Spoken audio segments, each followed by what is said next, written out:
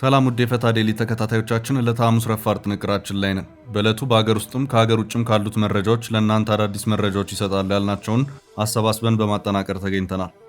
መረጃዎቻችንን ላይክ እና ሼር በማድረግ እንድትከታተሉ እየጠየቅን ወደ ዝርዝሮቹ ከማለፋችን በፊት በቅድሚያ ዋና ዋናዎቹን እንጠቁማችሁ። ከአፍሪካው ቀንድ ጀምሮ እስከ መካከለኛው ምስራቅ ድረስ እየታየ ያለውን አዲስ የኃይል አስተላለፍ ተከትሎ ኢትዮጵያ፣ እስራኤልና የተባበሩት አረብ ኤምሬትስ በአዲስ ቀጠናዊ የኃይል አስተላለፍ ውስጥ እንደገቡ አናሊቲካ ቱዴይ ባሰራጨው ዘገባ አመልክቷል። ጥንቅራችን ተመልክቶታል። ህወሓት ድርድርን የተመለከተ ይፋዊ መግለጫ ሰጥቷል። በኬንያ ከፌዴራል መንግስቱ ጋር ድርድር ሊጀምር ነው፣ መቀሌ አደራዳሪ ሽማግሌዎች ገብተዋል በሚሉ ጉዳዮች ላይ ህወሓት መታወቅ ያለበት እውነት አለ ብለዋል። ይዘነዋል። በተጨማሪም በቀድሞ የሰላም ሚኒስትር ዴኤታ አቶ ታዬ ደንደዓ ላይ ተጥሎ የነበረውን የእስር ቅጣት እንዲጸና መወሰኑን፣ የቢሾፍቱ አየር ማረፊያ ግንባታ አብዛኛው የሲቪል ግንባታዎች ለቻይና ድርጅቶች መሰጠታቸውን ተከትሎ ቻይና ያለችው ነገር መኖሩን፣ እንደዚሁም ሶስተኛ ማስጠንቀቂያ ከግብጽ ለኢትዮጵያ መሰማቱን አያይዘናል። በአዲስ አበባ እየተካሄደ ያለው ሀገራዊ ምክክር ወደ ማጠናቀቂያው እየተቃረበ መሆኑንና በርካታ አንገብጋቢ ጉዳዮችም ተነስተው በርካቶችም መግባባት ላይ እየተደረሰባቸው መቋጫም እያገኙ ነው መባሉንም ይዘናል። መልካም ቆይታ። አሁን በቀጥታ ወደ ዝርዝሮቹ። መሀል ሲኤምሲ ዘመናዊ ኮምፓውንድ መኖሪያ መንደር በካሬ ከ73000 እስከ 98000 ብር ከድሪም ቢልደርስ ሪል ስቴት በ10% ቅድመ ክፍያ ባለ 1 መኝታ 73 ካሬ 720 ብር ቅድመ ክፍያ፣ ባለ 2 መኝታ 123 ካሬ 1.2 ሚሊዮን ብር ቅድመ ክፍያ፣ ባለ 3 መኝታ ከ136 ካሬ እስከ 192 ካሬ ከ1.3 ሚሊዮን ብር ቅድመ ክፍያ ጀምሮ አዘጋጅተናል። በ2 ዓመት ተኩል የሚረከቡት መኪና ማቆሚያ፣ ስታንድ ባይ ጄኔሬተር፣ መዋኛ ገንዳ፣ የልጆች መጫወቻ አለው። በ2 ዓመት ተኩል የሚረከቡት 100% ለሚከፍሉ 30% ቅናሽ። አሁኑን ይደውሉ። ስልክ 0964 2025 29 ድሪም ቢልደርስ ሪል ስቴት።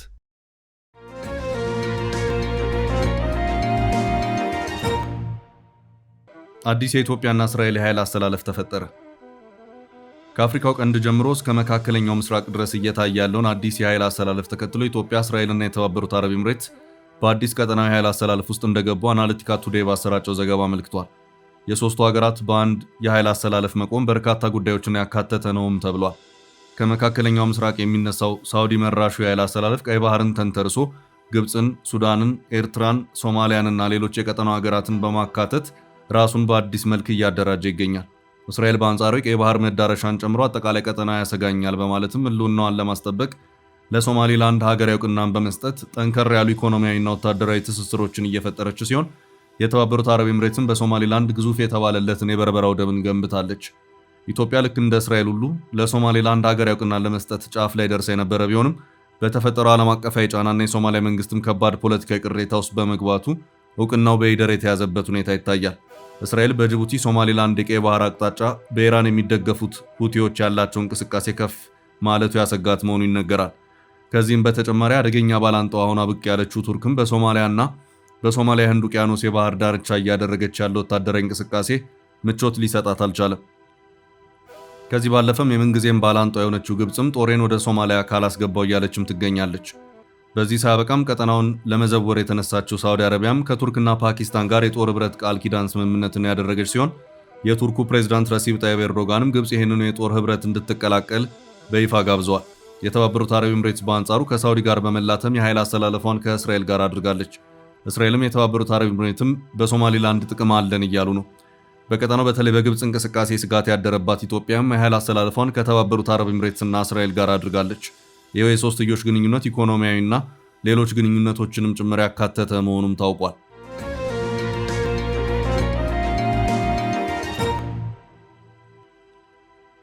በቀጣይ ርዕስ ህወሓት ስለ ኬንያ ድርድር። ህወሓት ድርድር የተመለከተ ይፋዊ መግለጫ ሰጥቷል። በኬንያ ከፌዴራል መንግስቱ ጋር ድርድር ሊጀምር ነው፣ መቀሌ አደራዳሪ ሽማግሌዎች ገብተዋል በሚሉ ጉዳዮች ላይ ህወሓት መታወቅ ያለበት እውነት አለ ብሏል።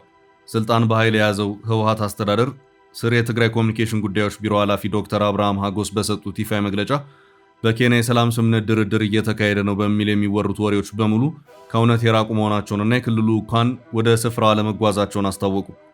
ቢሮ ኃላፊው ለጋዜጠኞች በሰጡት መግለጫ የሰላም ድርድር እየተከናወነ ነው፣ የክልሉ ልዑካን ወደ ኬንያ ሄደዋል፣ እንዲሁም ዓለም አቀፍ አደራዳሪዎች ወደ ትግራይ ገብተዋል እየተባለ የሚሰራጨው መረጃ ፍጹም ስህተት መሆኑን የገለጹ ሲሆን ይህ አይነት ወሬ ክልሉን ህዝባዊ ትግል ለማለሳለስ ሆን ተብሎ የተፈጠረ የፖለቲካ ፕሮፓጋንዳ ነው ሲሉ ወንጅለዋል። ኃላፊው አክለውም በምዕራብ ትግራይ በኩል የተቃጣውን ወታደራዊ ጥቃት ሙከራ የትግራይ ኃይሎች መመከታቸውንና መጠነ ሰፊ ኪሳራ ማድረሳቸውን የጠቀሱ ሲሆን ከትላንት በስቲያም በእንደርታ ወረዳ በቀዳማይ ወያነ ቀበሌ ዳንደራ በተባለች መንደር ውስጥ በንጹሃን ዜጎች ላይ ድሮን ጥቃትና የአየር ድብደባ መፈጸሙን እንደገለጹ ትግራይ ቲቪ ዘግቧል። ይሁን እንጂ የህወሓት የኮሚኒኬሽን ኃላፊ የሰጡትን ይህንን ወታደራዊና ፖለቲካዊ ወቀሳ በተመለከተ ከኢትዮጵያ ፌዴራል መንግስትም ሆነ ከመከላከያ ሰራዊት በኩል እስካሁን የተሰጠ ምንም አይነት ይፋዊ ምላሽ የሌለ ሲሆን በኬንያ ስላለው የድርድር ሂደት የተገለጸው አቋም እውነት ስለመሆኑ ከተናጋሪው ወገን ውጪ ከገለልተኛ አካል የተረጋገጠ ተጨማሪ መረጃ አልቀረበም።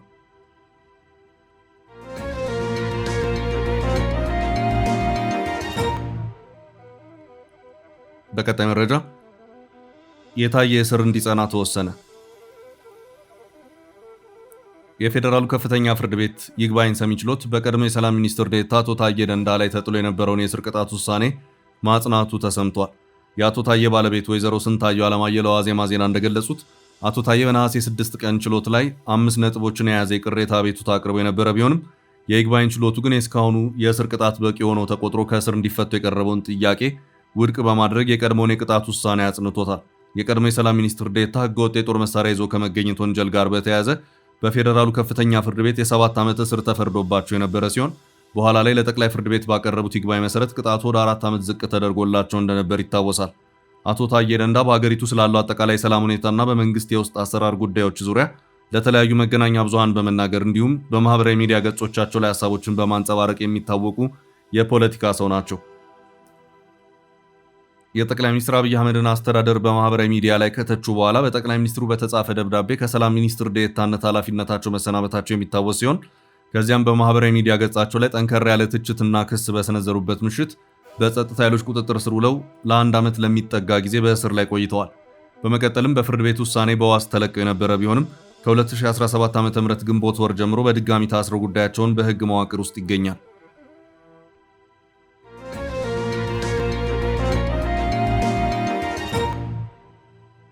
በቀጣይ መረጃ ኢትዮጵያ ከቻይና እውቅና ተሰጣት። ቻይና በኤርፖርት ውል ምስጋና አቀረበች። ኢትዮጵያ በቻይና ተወድሳለች። ንግድና ኢንቨስትመንትን ቀላል በማድረግ አገሪቱ በአፍሪካ ትልቁና አዳጊ ገበያ ሆናለች ሲሉ የቻይናው አምባሳደር ለኢትዮጵያ እውቅና መስጠታቸውን የቢዝነስ ኢንሳይደር አፍሪካ ዘገባ አመልክቷል። በሳምንቱ ረቡዕ ዕለት ትልቅ ገበያ ለሁሉም ወደ ቻይና ኤክስፖርት በሚል መጠሪያ በተደረገው ስብሰባ ላይ የቻይናው አምባሳደር ቼን ሃይ ሀገራቸው ኢትዮጵያን በቢዝነስ እንዴት እየረዳች እንደሆነ ማብራሪያ ሰጥተዋል። ቻይና ከኢትዮጵያ ለሚመጡ ምርቶች ቀደም ሲል የሚጣለውን ታክስና ታሪፍ ያነሳች ሲሆን በኢትዮጵያ ምርቶች ላይ አዲስ የንግድ ሕጎች የወጡ ሲሆን የቻይና ገዢዎች ምርቱን እንዲገዙና ወደ አካባቢው ገበያ እንዲደርስ ቻይና እየሰራች መሆኑን ገልጸዋል። እነዚህ አዳዲስ ሕጎች ለአነስተኛና መካከለኛ መጠን ላላቸው የኢትዮጵያ ምርቶች ዋጋ እንዲቀንስ በማድረግ ወደ ቻይና ገበያ ተወዳዳሪ ሆነው እንዲገቡ የሚያደርጉ ስለመሆናቸው አብራርተዋል። በሁለቱ ሀገራት መካከል በግብርናና ፋብሪካ ምርቶች መካከል የተመጣጠነ ልውውጥ እንዲኖር ለማድረግ እየተሰራም ነው ብለዋል። አምባሳደሩ ሁለቱ ሀገራት የብሪክስ አባል ሀገራት መሆናቸውን ጠቅሰው በዓለም ንግድ መድረክ በጋራ እየሰሩ ነው ብለዋል። የአምባሳደሩ ምስጋና የመጣው የኢትዮጵያ አየር መንገድ በሚያስገነባው ግዙፍ የቢሾፍቱ ኤርፖርት ላይ የቻይና ኩባንያዎች አብላጫውን ኮንትራቶች መውሰዳቸውን ተከትሎ ነው። ከ33 ፕሮጀክቶች 15ቱ ለ10 የቻይና ድርጅቶች መሰጠታቸው በሳምንቱ መገለጹ ይታወቃል። አየር መንገዱ በፕሮጀክቱ የሚሳተፉ ድርጅቶችን በመለየት ዝርዝር ያወጣ ሲሆን ተፎካካሪዋ አሜሪካ በአሁኑ ወቅት አንድም ድርጅቷ ስሙ አልተጠቀሰም ወይም ዝርዝር ውስጥ አልተካተተም ተብሏል። ፕሮጀክቱ ሁለቱን ልዕለ ኃያላን ሀገራት በጽኑ ያፎካከረ ሲሆን አሜሪካውያኑ ዘግይተውን ቢመጡ በከፍተኛ ቴክኖሎጂ በአውሮፕላንና ሞተር አቅርቦት እንዲሁም በኤርፖርት ደህንነት ጥበቃ ላይ ለመሳተፍ እቅድ ይዘዋል። አየር መንገዱ በፕሮጀክቱ የሚሳተፉ የቀሪ ድርጅቶችን መረጣ እስከሚቀጥለው ዓመት ድረስ ያራዘመ ሲሆን ይህም ለአሜሪካ ድርጅቶች የመዘጋጃ ጊዜ ይሰጣል መባሉ ይታወቃል።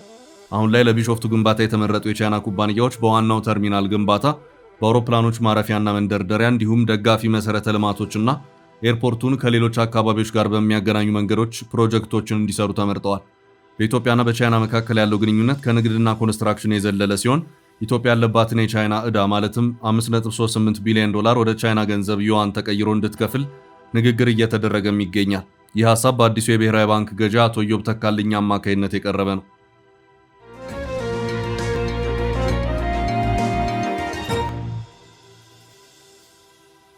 በቀጣይ ርዕስ የግብፅ የውጭ ጉዳይ ደገመው። የውሃ ደህንነታችንን ማስጠበቅ መብት አለን። ግብጽ ከሰሞኑ ኢትዮጵያ በአባይ ግድብ ላይ ልትሰራ ባሰበቻቸው ተጨማሪ ግድቦች ዙሪያ ተከታታይ አስተያየቶችን እየሰጠች ትገኛለች። ቀደም ሲል አንፈቅድላትም ሲሉ የተደመጡት የግብጽ ውጭ ጉዳይ ሚኒስትር በሳምንቱ ያንኑ ቃል ደግመውታል። በትናንትናው ዕለት የግብጽ ውጭ ጉዳይ ሚኒስትር ባድር አብድላቲ ካይሮ ላይ ሆነው በሰጡት መግለጫ ግብጽ የውሃ ደህንነቷን የማስጠበቅ ሙሉ መብት አላት ብለዋል። ከሳውዲው አልአረቢያ ሚዲያ ጋር ትላንት ሚኒስትሩ ባደረጉት ቃለ መጠይቅ በድጋሚ ኢትዮጵያ አባይ ላይ ተጨማሪ ግድብ እንድትገነባ አንፈቅድም ሲሉ ያንን ዛቻቸውን መልሰው አሰምተዋል። ካይሮ በአባይ ወንዝ ላይ ስለሚደረግ ሌላ የግድብ ግንባታ ማስጠንቀቂያ ስትሰጥ ይህ ለሶስተኛ ጊዜ ነው። ከኢትዮጵያ በኩል ግን ለግብጽ ውጭ ጉዳይ ሚኒስትር 3 ማስጠንቀቂያዎች የተሰጠ ምላሽ የለም። ግብጽ ባለፈው ቅዳሜ ነበር በቅድሚያ በአባይ ወንዝ ላይ ኢትዮጵያ ሌላ ግድብ እንድትገነባ አንፈቅድም፣ አንቀበልም ስትል የተሰማችው። ግብጽ በጉዳዩ ላይ ትኩረት የሰጠችው የኢትዮጵያ የውሃና ኤነርጂ ሚኒስትር ሀብታሙ ኢተፋ በወንዙ ላይ ስለታሰቡ ተጨማሪ ግድብ ፕሮጀክቶች ከመናገራቸው ተከትሎ ነው። የግብጽ የመንግስት ሚዲያ ሜና የዜና ኤጀንሲ ኢትዮጵያ ሌላ ግድብ በአባይ ላይ እንዳትገነባ ለማድረግ ግብጽ ሁለገብ የሆኑና ሰፊ አማራጭ ያላቸው ማስገደጃ መሳሪያዎች አሏት ሲሉም ዘገባው አሰምቷል። ኢትዮጵያ በውሃ ፍሰት ላይ ወሳኝ ልትሆን አትችልም ሲልም ሚዲያው አሰምቷል። ግብጽ የግድቡን ጉዳይ በሀገሯ አጀንዳ አድርጋ በሳምንቱ እንደገና ማቀጣጠሏን የታየው።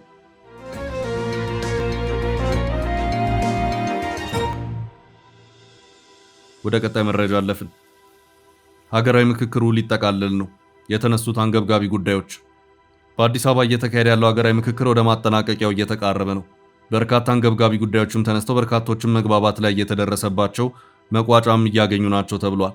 ብዙዎቹ በቀጥታ ከህገ መንግስቱ ጋር የሚገናኙ በመሆኑ አሁን በስራ ላይ ያለው ህገ መንግስት እንዲሻሻል ጭምር የሚጠይቁ ሆነው ይታያሉ። የምክክሩ ሂደት እየተጠናቀቀ ሲሆን የሀገራዊ ምክክር ኮሚሽን በትላንትናው ዕለት የምክክር ጉባኤው ያጸድቀዋል ተብሎ ሲጠበቅ የነበረው የምክክሩ የመጨረሻ የምክር ሀሳቦችን የያዘ ሰነድ በመጪው ሐሙስ እንደሚጸድቅ ታውቋል። ኮሚሽኑ የሁሉም አጀንዳዎች ምክር ሀሳቦች ለስምንቱም የሥራ ቡድኖች መቅረባቸውን በትላንትናው ዕለት በሰጠው መግለጫ ገልጿል። የምክክሩ የተጠቃለለ የምክር ሀሳቦች ሰነድ 4000 አባላት ላሉት ጉባኤ በትላንትናው ዕለት ሳይቀርብ የቀረው ምክር ሀሳቦችን የሚያጣጥመውና የሚያመሳክረው 120 አባላት ያሉት ቡድን የሚያከናውነው ስራ ከፍተኛ ጥንቃቄና ተጨማሪ ጊዜ በመፈለጉ ነውም ተብሏል። አዲስ አበባና ድሬዳዋን የተመለከተው ሀሳብን ጨምሮ በርካታ ጉዳዮች በስፋት አነጋግረዋል። አሁን ቀጣዮቹ ሂደቶች ያመራሉ ተብሎ የሚጠበቀው ህገ መንግስቱን የማሻሻል ጉዞ ነው። ህገ መንግስቱ መሻሻል የሚችለው ሁሉም የክልል ምክር ቤቶች የቀረበውን ማሻሻያ በአብላጫ ድምፅ ሲያጸድቁት ነው የሚለው የህገ መንግስቱ ድንጋጌ ቀርቶ 3/4 የክልል ምክር ቤቶች ሲያጸድቁት በሚለው እንዲተካ ለመጨረሻ የቀረበው የምክር ሀሳብ ሰነድ ያስረዳል። በምክክሩ የሽግግር ፍትህ የህግ ተጠያቂነት ከ1987 ዓ.ም ጀምሮ እንዲሆን የተዘጋጁ ህጎች እንዲጸድቁ፣ የሚቋቋሙ ተቋማትም እንዲለዩና በአፋጣኝ ወደ ስራ እንዲገቡ ምክረ ሀሳብ ቀርቧል። የመንግስት አደረጃጀትና ቅርጽ በሚለው ዋና አጀንዳ ስር የመከረው ቡድን ፓርላሜንታዊ ስርዓት እንዲቀጥል ተስማምቷል።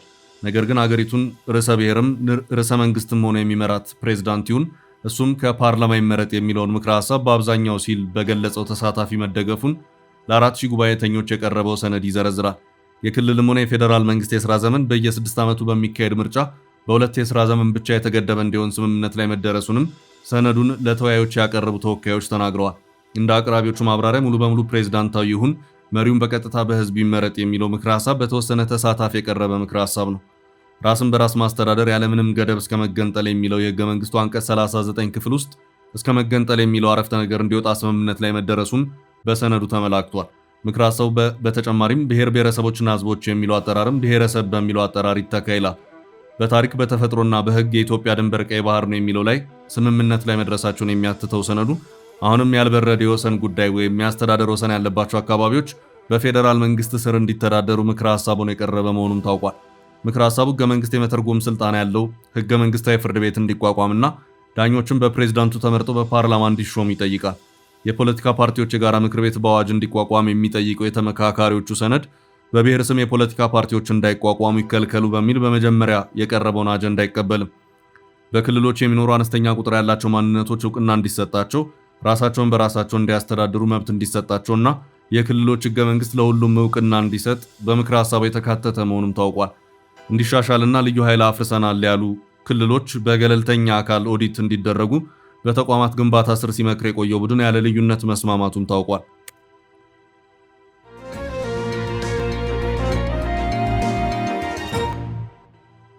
በቀጣይ ርዕስ የቀጠለው የኢትዮጵያውያን ሰቆቃ። በሳውዲ አረቢያ ድንበር አካባቢዎች ላይ በየቀኑ የሚሰማው የስርዓትና የእንግልት ዜና እንደቀጠለ ነው። የሞት ብይን የተላለፈባቸውና በአሁኑ ወቅት በአስቸኳይ ዲፕሎማሲ እርዳታ ጥበቃ ላይ የሚገኙ በርካታ ንጹሃን ኢትዮጵያውያንን አሳዛኝ ዕጣ ፈንታ መፍትሄ ባላገኘበት በርካቶች እየታሰሩ ነው። በሳውዲ አረቢያ ጃዛን ቀጠና ውስጥ የድንበር ደህንነት ሕግን በመጣስ የገቡ 15 ኢትዮጵያውያንን በህገወጥ መንገድ ሲያጓጉዝ የነበረ አንድ ፓኪስታናዊ ነዋሪ በቁጥጥር ስር መዋሉን ሳውዲ ጋዜጣ ዘግቧል። የጃዛን ቀጠና የሙጃሂዲን አጠቃላይ አስተዳደር የጥበቃ ቡድኖች ባደረጉት የተቀናጀ ክትትል ተከሳሹን ፓኪስታናዊ ከነ 15ቱ ኢትዮጵያውያን ጋር በቁጥጥር ስር የዋሉት ሲሆን ፓኪስታናዊ ሹፌር በቀጥታ ወደ ህዝብ አቃቤ ህግ እንዲዛወር ተደርጓል። የድንበር ህጉን ጥሰው የገቡት ኢትዮጵያውያንም አስፈላጊው ህጋዊ ቅድመ ዝግጅት ሂደት ከተከናወነባቸው በኋላ ጉዳዩን ወደሚመለከተው ተገቢ የመንግስት የጸጥታ አካል እንዲሸጋገሩ መደረጉን ዘገባው ገልጿል። ይህ ክስተት በሳውዲ አረቢያ ውስጥ በተለያዩ አስቸጋሪ ሁኔታዎች ውስጥ ለሚገኙና ድንበር አቋርጠው ለሚገቡ ወገኖች ላይ እየደረሰ ያለውን ቀጣይነት ያለውን እንግልትና ማህበራዊ ቀውስ የሚያሳይ ሌላው አሳዛኝ ማሳያ መሆኑ ተገልጿል። የሙጃሂዲን አጠቃላይ አስተዳደር ቃል አቀባይ በጉዳዩ ላይ በሰጡት ጥብቅ መግለጫ የድንበር ደህንነት ህግን የሚጥሱ ግለሰቦች ወደ ሳውዲ አረቢያ እንዲገቡ ማመቻቸት፣ ማጓጓዝ፣ መጠለያ መስጠት ወይም ማንኛውንም አይነት ድጋፍ ማድረስ በሀገሪቱ ህግ መሰረት እስከ 15 ዓመታት የሚደርስ ጽኑ እስራትና እስከ 1 ሚሊዮን የሳውዲ ሪያል የሚደርስ ከፍተኛ ገንዘብ መቀጮ የሚያስከትል ከባድ ወንጀል መሆኑን አሳስበዋል። ከዚህ በተጨማሪም ለህገ ወጥ ማጓጓዣነት ያገለገለው ተሽከርካሪ ሙሉ በሙሉ በመንግስት እንዲወረስ የሚደረግ ሲሆን የወንጀለኞቹ ስምና ማንነትም በሀገር ውስጥ መገናኛ ብዙሃን ላይ በራሳቸው በግለሰቦቹ ወጪ አደባባይ እንዲታወጅ ይደረጋል። ቃል አቀባዩ አክለውም ድርጊቱ በሀገሪቱ የህግ መዋቅር ውስጥ እንደ ትልቅና ዋና ወንጀል የሚቆጠር መሆኑን የጠቀሱ ሲሆን አጠቃላይ የሀገሪቱ ህዝብና ነዋሪዎች የመኖሪያ ፍቃድ፣ የስራ ድንጋጌዎችና የድንበር ደህንነት መመሪያዎችን የሚጥሱ ማናቸውንም መሰል እንቅስቃሴዎች ሲመለከቱ በጥብቅ ሚስጥር ለሚጠብቁት የመንግስት የደህንነት የጥሪ ማዕከላት በአስቸኳይ በማሳወቅ ዜግነታዊ ግዴታቸውን እንዲወጡ ጥሪ ማቅረባቸውም ተገልጿል። ይህ በሳውዲ አረቢያ የድንበር አካባቢዎች ላይ በየቀኑ የሚሰማው የእስራትና የእንግልት ዜና ከዚህ ቀደም በተለያዩ የህግ መተላለፍ ወንጀሎች ተከሰው በሀገሪቱ ፍርድ ቤቶች የሞት ብይን የተላለፈባቸውንና በአሁኑ ወቅት አስቸኳይ ዲፕሎማሲ እርዳታ ጥበቃ ላይ የሚገኙ በርካታ ንጹሐን ኢትዮጵያውያንን አሳዛኝ ዕጣ ፈንታ በድጋሚ ያስታወሰ ሆኗል።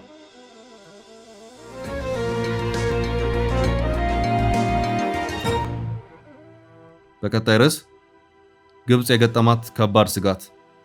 የግብጽ መንግስት በሀገሪቱ የሚገነባው ኤልዳባ ኒኩሌር ኃይል ማመንጫ ማብላያዎች ወይም ሪያክተር ላይ ጉድለት እንደተገኘ በመግለጽ ግንባታውን የሚያከናውነው የሩሲያው ኩባንያ ላይ አቅርቦታል የተባለው ወቀሳ ውዝግብ አስነስቷል። የግብጽ የኒኩሌር ኃይል ማመንጫዎች ባለስልጣን ሮሳቶም በተባለው የሩሲያ መንግስት የኒኩሌር ኢነርጂ ግንባታ ኩባንያ ላይ ይህንን ወቀሳ ማቅረቡን የአሜሪካው ዲጂታል ጋዜጣ ፖለቲኮ ዘግቧል። በግብፁ ባለስልጣን መስሪያ ቤት ተጽፏል የተባለ ሚስጥራዊ ደብዳቤና ሌሎች የውስጥ ሰነዶች ይፋ ሆነዋል።